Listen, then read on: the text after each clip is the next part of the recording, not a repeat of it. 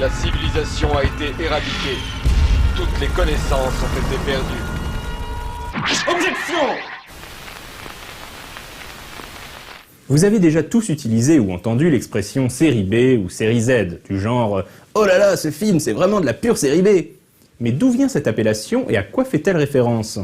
Imaginons une échelle pour classer les films. On aurait au sommet les films produits par les gros studios, avec des acteurs renommés et un budget respectable. On ne parle pas forcément de films avec des budgets pharaoniques, mais disons assez de moyens pour le tournage, la promotion, les effets spéciaux et ainsi de suite. Même si on n'emploie quasiment jamais cette expression, on pourrait parler de films de série A.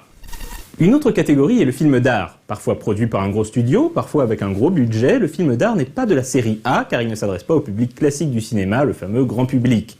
On a ensuite les films classés X, et si vous voulez en savoir plus à ce sujet, posez la question à Médoc, il a l'air de s'y connaître. Quant aux séries B, ce sont des films réalisés avec des acteurs méconnus et un budget plus que limité. Ce sont souvent des films d'horreur ou de science-fiction, des genres de niche s'adressant à un public d'aficionados, pendant longtemps diffusés dans les salles en deuxième partie de soirée. Dans les années 60-70, Roger Corman était le maître incontesté de ce genre de film, mettant souvent en scène des acteurs formidables comme Vincent Price ou Peter Cushing.